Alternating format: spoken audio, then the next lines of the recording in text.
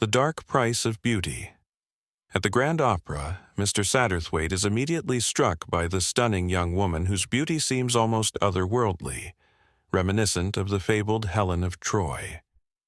The aura of allure that surrounds her draws the attention of every man in the room, each one consumed by different intentions: admiration, desire, and even obsession. Some see her as a symbol of unattainable perfection, while others are captivated by the idea of possessing such beauty. As the evening progresses, Mr. Satterthwaite becomes increasingly drawn into this world of fascination and longing, realizing that beneath her captivating exterior lies a dangerous allure. The very essence of her beauty seems to hold the power to evoke not only desire, but also obsession, jealousy, and the possibility of violence. In this hauntingly beautiful atmosphere, Mr. Satterthwaite finds himself ensnared in a perilous triangle, where the lines between love, obsession, and danger blur, leaving him to confront the darker, more unsettling truths hidden beneath her mesmerizing charm. Mr. Satterthwaite, with his keen eye for detail and a mind constantly attuned to the subtleties of human nature, is never one to overlook the faintest of clues. His presence at the opera that night was no coincidence. It was an opportunity to observe life unfolding in its most grand and enigmatic form. As he watched the young woman, whose beauty seemed to radiate with an otherworldly grace, Mr. Satterthwaite was instantly struck by something deeper, something beyond the surface of her enchanting appearance. There was a quality about her that seemed both timeless and dangerous, reminiscent of the fabled Helen of Troy. It was not just her beauty that drew him, but the way it seemed to affect everyone around her. The men who approached her weren't simply mesmerized by her looks. They were ensnared by a force much greater, a force that promised both ecstasy and destruction. Satterthwaite was no stranger to the ways of human obsession and desire. His own life had been shaped by encounters with individuals whose passions, often unchecked, had led to tragedy or profound introspection. Yet this woman was different. She wasn't just another face in the crowd, she was a figure that seemed to loom larger than life, her allure not only captivating but dangerous. As he observed her, Satterthwaite noticed the shifting dynamics between the men who surrounded her. Each man had a different intent, some driven by infatuation, others by obsession. Yet none of them appeared to possess the clarity or self-awareness that Satterthwaite carried. What intrigued Satterthwaite most was the way these men seemed to lose themselves in her presence. They spoke in hushed tones. They looked at her as if she were a goddess, a symbol of unattainable perfection. But beneath this adulation there was something darker, something that whispered of unfulfilled desires and unrelenting pursuit. Satterthwaite could see it, the subtle tension that coiled around them, like a snake waiting to strike.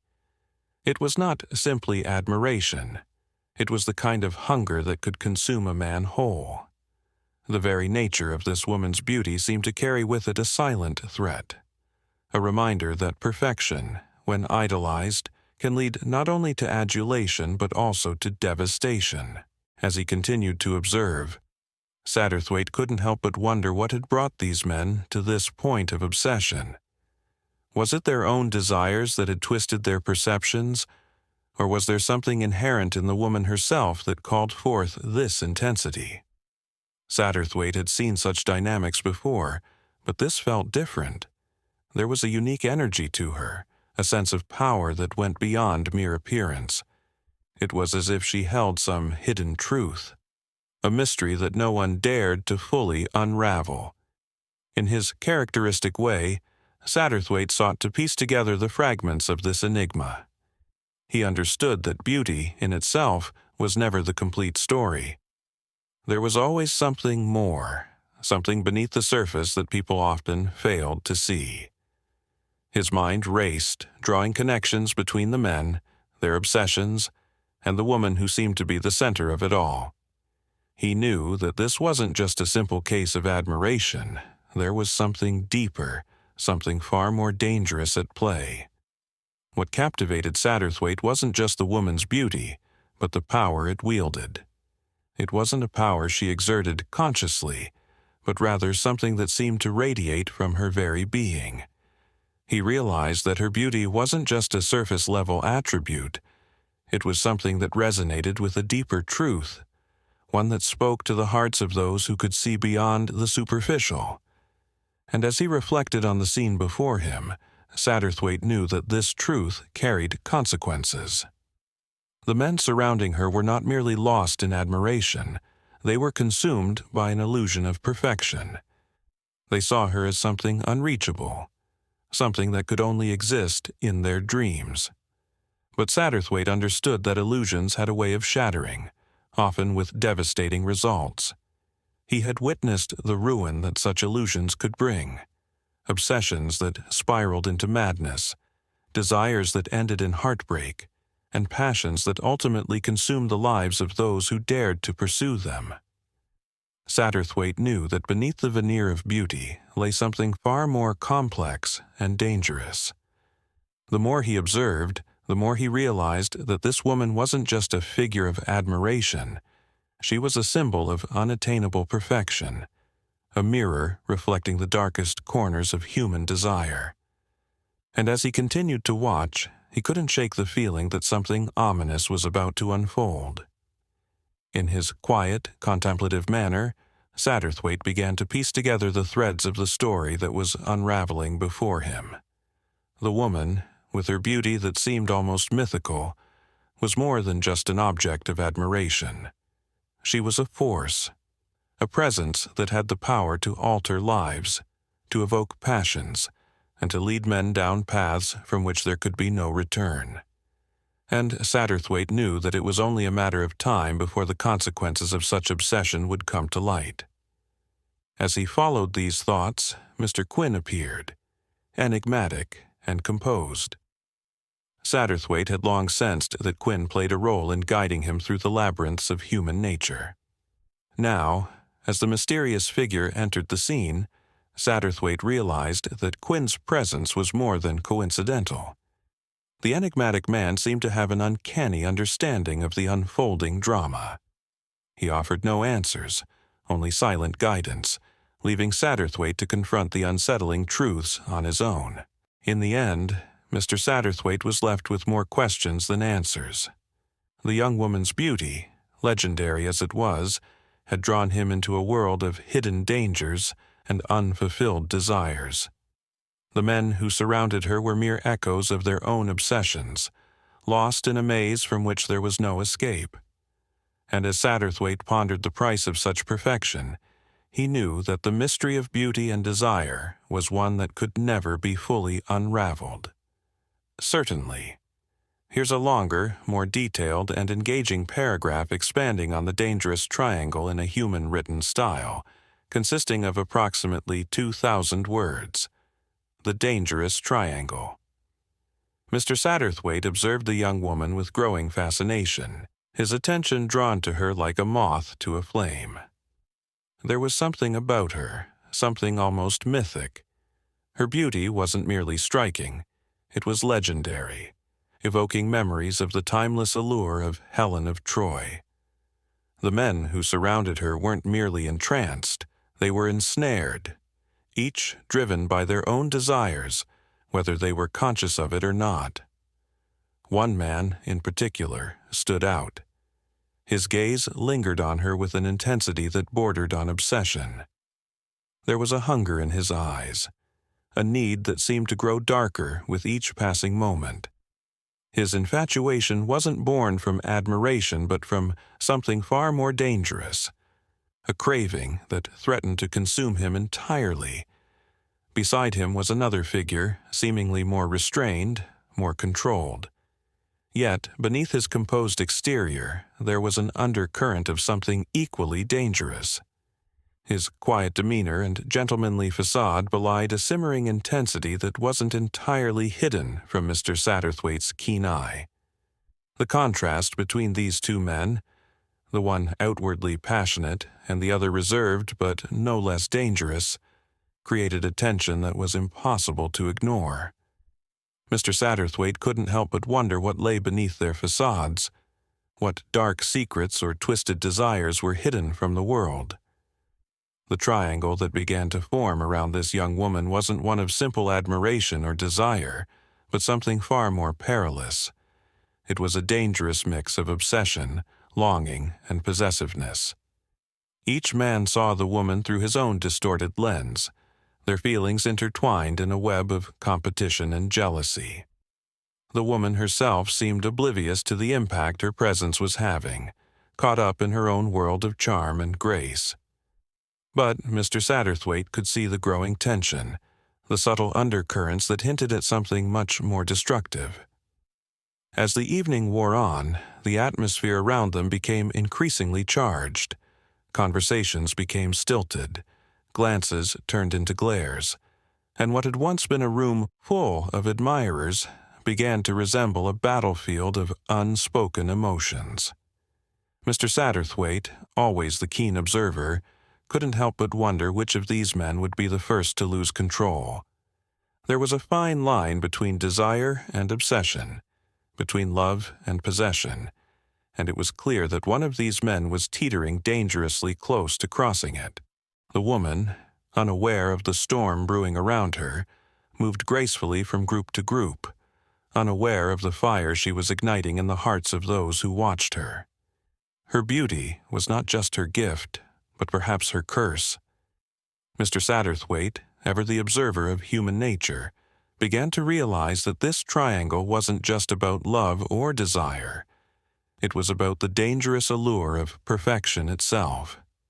Each man was driven by a need to possess what they couldn't have, to hold on to something that was beyond their reach.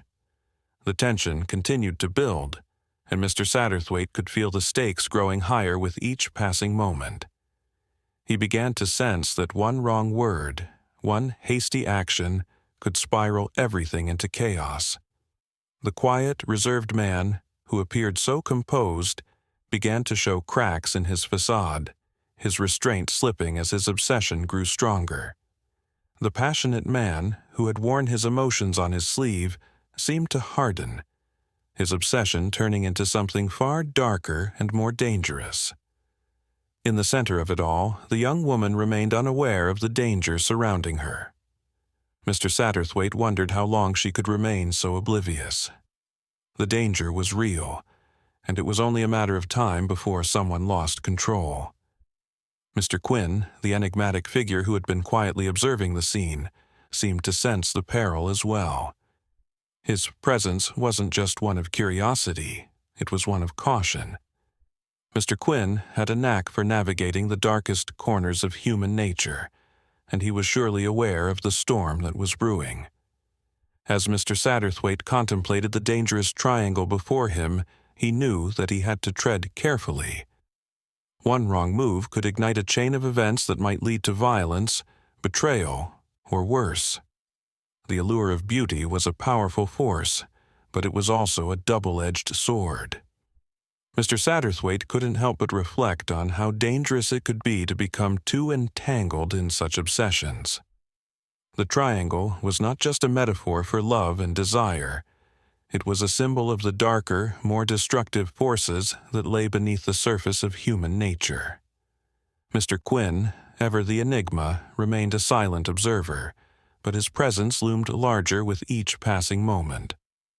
Mr. Satterthwaite sensed that Quinn held the key to understanding the dangerous triangle, but unlocking that key would come at a cost. The longer they lingered in this perilous dance, the closer they moved to a breaking point, where one wrong step could shatter everything. In the end, Mr. Satterthwaite knew that the dangerous triangle was far more than just a tale of love and obsession. It was a reminder of the risks and consequences that came with idolizing perfection and succumbing to the darker urges of the human soul. Certainly.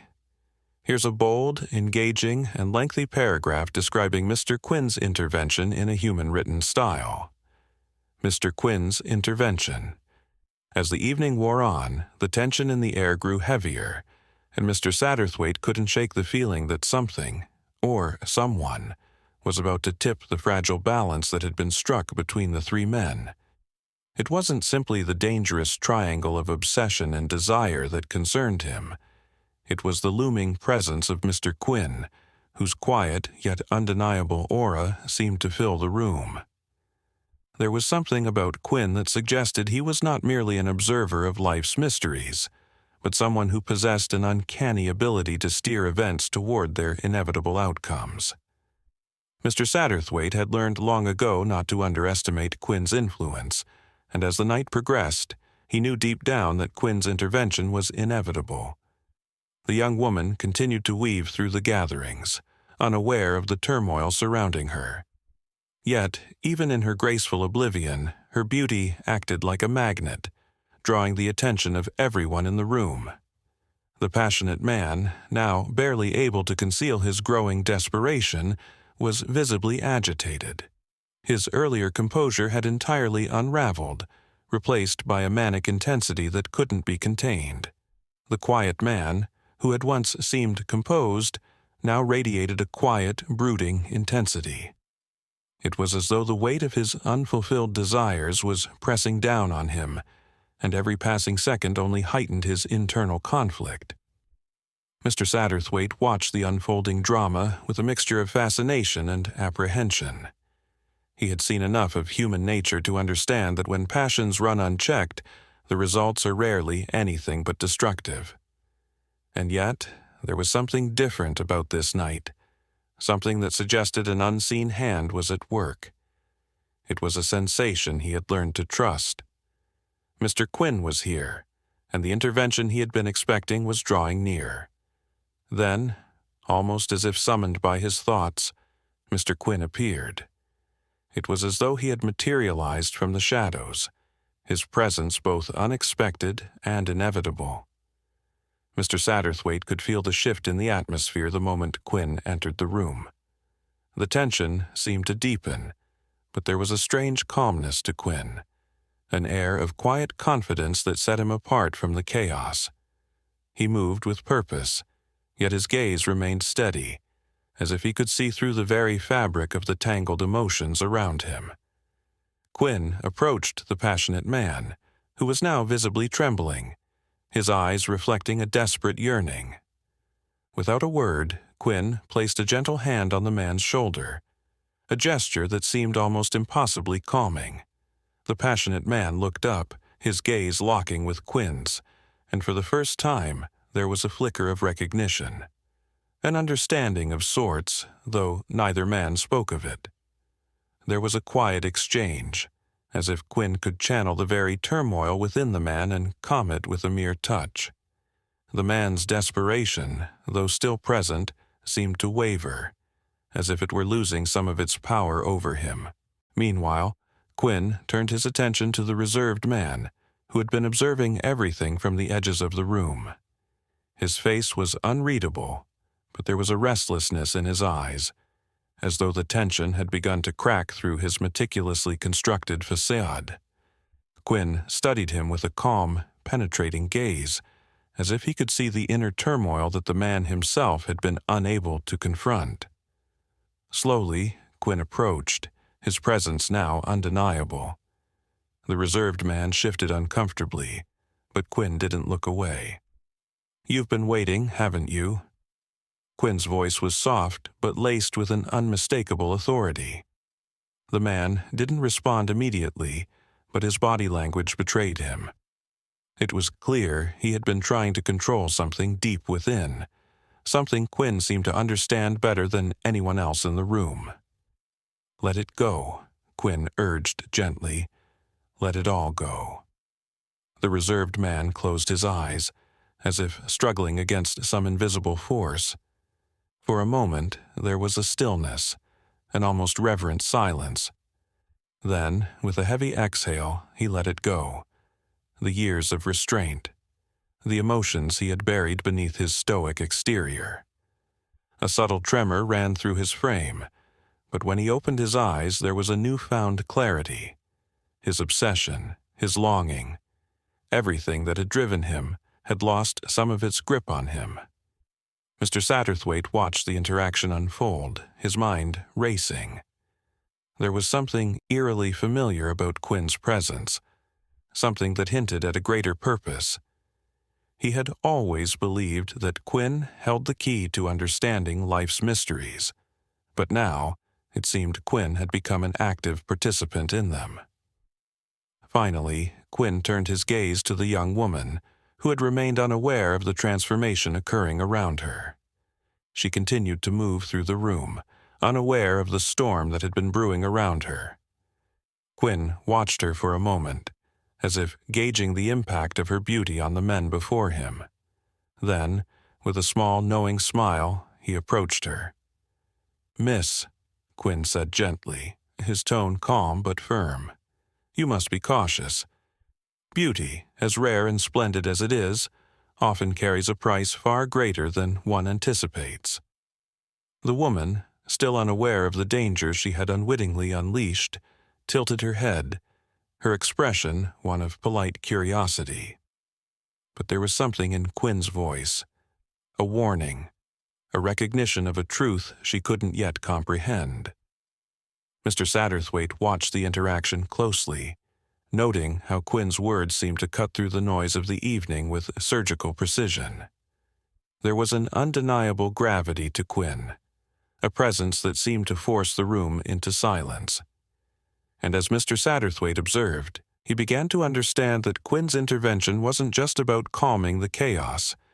He was here to reveal the hidden truths that the others could not, and perhaps to bring forth the resolution that was so desperately needed, uncovering hidden motives and obsessions.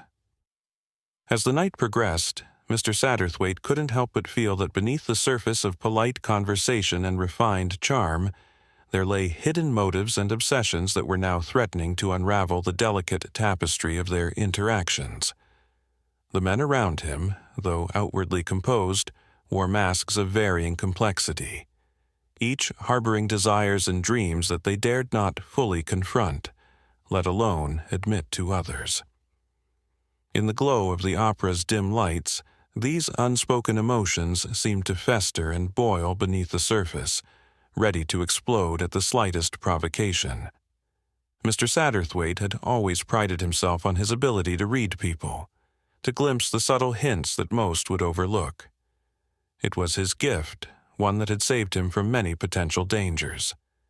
Yet, tonight, the atmosphere felt different, almost suffocating. The young woman at the center of this storm was like a beacon of perfection. Her beauty not only captivating, but unnervingly intimidating. It wasn't just her beauty, though. It was the way her very presence seemed to ignite long-buried obsessions and desires in the men around her. The passionate man, once poised and confident, now appeared restless, his eyes betraying a hunger that had long since become a form of torment. It was as if he could no longer contain his emotions, and with every passing second they threatened to consume him. The reserved man, once cold and aloof, now fidgeted nervously, his calm demeanor cracking under the weight of his unfulfilled longing. The tension between them had become unbearable, and Mr. Satterthwaite could see the destructive forces at play. Hidden motives were beginning to surface, motives that had remained dormant for so long but were now clawing their way to the forefront. The passionate man's once controlled desire had turned into a desperate obsession, and the reserved man's indifference had morphed into a brooding intensity. Both men were drawn to the same woman, yet neither could possess her. In their frustration, their thoughts became tangled, their dreams distorted by a desire they knew they could never fully attain. It was in these moments of internal conflict that Mr. Satterthwaite noticed something even more unsettling: the absence of rationality. The men, once in control of their own destinies, now seemed driven by forces far beyond their comprehension. They had become prisoners to their obsessions, unable to break free from the chains of longing and unfulfilled desire. Each man's motives, once hidden beneath layers of sophistication and restraint, had been laid bare by the simple yet overwhelming presence of a woman whose beauty had become their undoing. But it wasn't just the men whose motives had become clear. Mr. Satterthwaite began to suspect that the young woman, too, was concealing her own hidden agenda. Her serene facade masked a depth that none could fully grasp. Why had she chosen to grace this particular gathering with her presence? Was it merely coincidence, or was there a deeper purpose behind her arrival? The more Mr. Satterthwaite observed her, the more he was convinced that she was not as innocent as she appeared. Quinn, ever the enigmatic presence, seemed to sense the shifting dynamics in the room. His quiet observation was one of thoughtful calculation, his eyes never leaving the trio of men whose destinies had become so intertwined. Mr. Satterthwaite had seen Quinn's influence in countless situations, but tonight it felt different. It wasn't just about guiding events. It was as though Quinn himself was a part of the puzzle, a key figure in unraveling the hidden motives and obsessions that had consumed those around him. What made the situation even more perilous was the fact that these hidden motives weren't confined to just the passionate and reserved men. Mr. Satterthwaite himself began to question his own role in this unfolding drama. Could his interest in this woman be driven by something more than mere curiosity? Had his own motives, long buried beneath the veneer of reason, begun to surface? The more he reflected, the more he realized that the very act of observing others often masked his own hidden desires. It was a web of interconnected desires and secrets, each motive feeding off the other in a vicious cycle. The woman's beauty had become a symbol of unattainable perfection, something that sparked an all-consuming need within the men around her. But what about those who weren't directly involved? Could they be immune to such obsessions, or was their involvement simply hidden, waiting to surface at the right moment? As Mr. Satterthwaite pondered these questions, Quinn's presence grew even more palpable. It was as if Quinn had always known the answers, always understood the hidden motives at play. His silence wasn't one of ignorance, but rather one of knowing.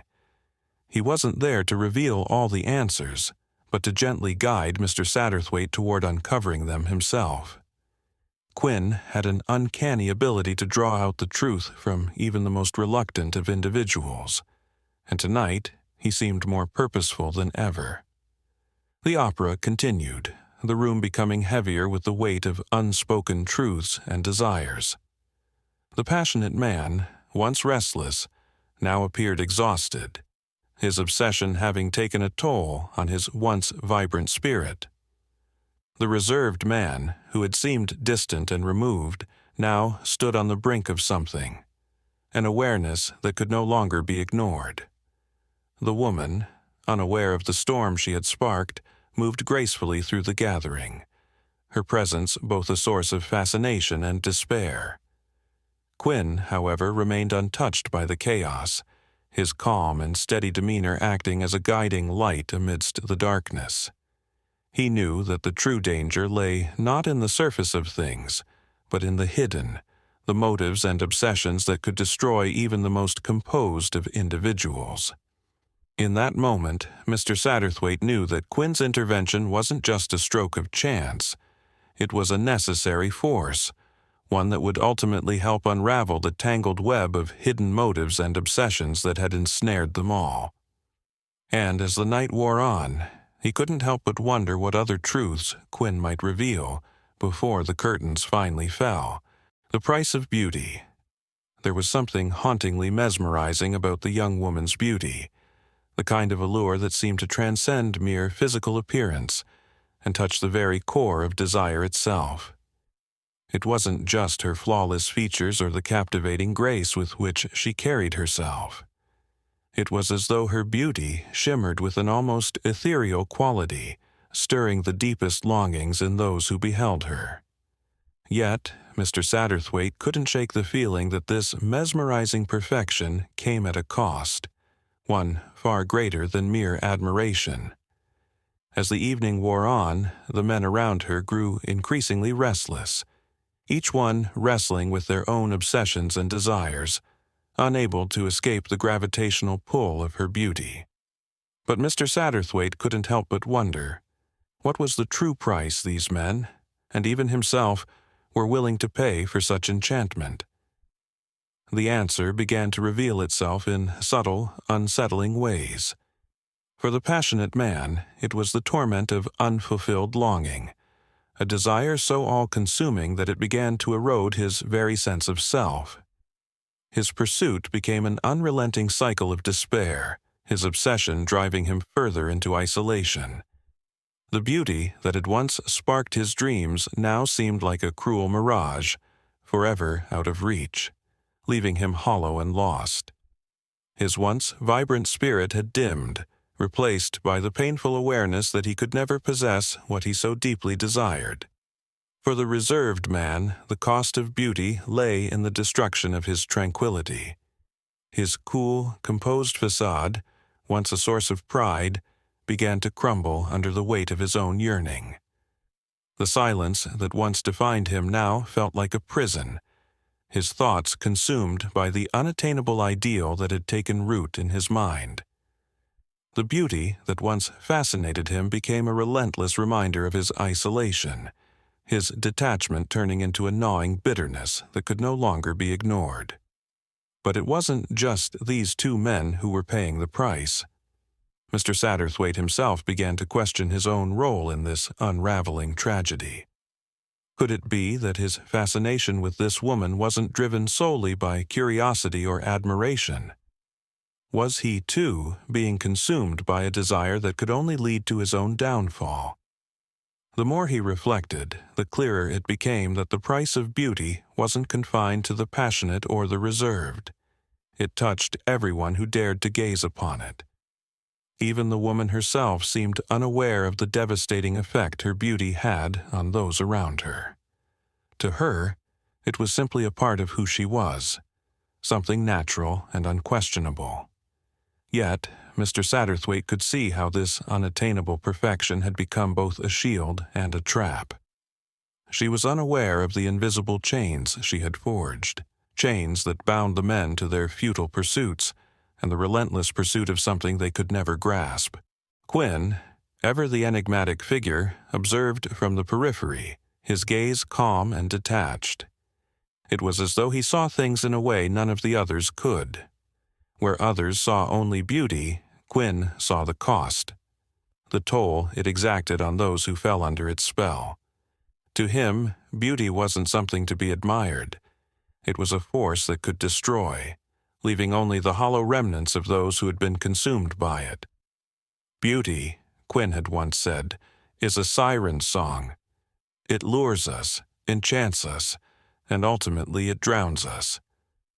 His words echoed in Mr. Satterthwaite's mind, filling him with an unsettling sense of foreboding. The price of beauty wasn't just paid by those who sought it. It was paid by anyone who dared to desire it, no matter how unattainable it might be. As the night wore on, Mr. Satterthwaite couldn't escape the feeling that the woman's beauty had become a metaphor for something far greater. A truth that extended beyond the confines of this evening and seeped into the very fabric of human existence.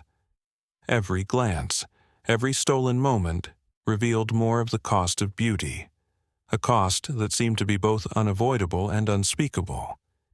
In the end, it wasn't just the men who had paid the price. Mr. Satterthwaite, too, had found himself ensnared by the same allure, the same haunting beauty that had consumed those around him. And as he pondered the ruins of their longing, he couldn't help but wonder, was the price of beauty truly worth the cost? Conclusion, a tale of desire and obsession. As dawn began to break, casting its faint light over the silent, empty opera house, Mr. Satterthwaite stood in quiet contemplation, the echoes of the night still ringing in his ears. The beauty that had drawn him, and so many others, into a web of desire and obsession was now but a distant memory, and yet the shadows of those desires lingered, refusing to be banished by the light of reason. Mr. Quinn, with his calm, penetrating gaze, approached Satterthwaite. his presence as unwavering as the questions that now loomed between them. "You see, Satterthwaite," Quinn said softly, his voice like a whisper in the stillness, "beauty is a fleeting thing, but the longing it stirs in us, that can last a lifetime." Satterthwaite turned, his eyes locking onto Quinn's. And yet, what was the cost? For them, for me, and perhaps even for her. Was it worth it? Quinn's lips curved into a faint knowing smile. "The cost? You witnessed it firsthand, my friend. It's not just the beauty that haunts us. It's the desire, the obsession, that consumes us in its relentless pursuit. And some, like the ones who came before you, will pay whatever price is demanded, blind to the truth of what they are truly seeking." Satterthwaite took a deep breath, his mind racing with memories of the evening, the faces, the whispered secrets, and the unfulfilled longings. But what if we choose to walk away from it all? What if we refuse to be ensnared by desire? Quinn paused, his eyes searching Satterthwaite as though trying to read his very soul. "That, my friend, is a choice only you can make. But remember, Satterthwaite, desires have a way of lingering, of finding us when we least expect it. Even when we think we've escaped, they resurface in the most unexpected ways. The question is, will you face them or will you run from them?" Satterthwaite pondered Quinn's words, his heart heavy with the weight of their truth. He knew, deep down, that the battle was far from over. The echoes of desire and obsession would continue to haunt him, just as they had haunted the others. With a final glance at the empty opera house, he spoke, his voice resolute. "I will face it, Quinn, no matter the cost."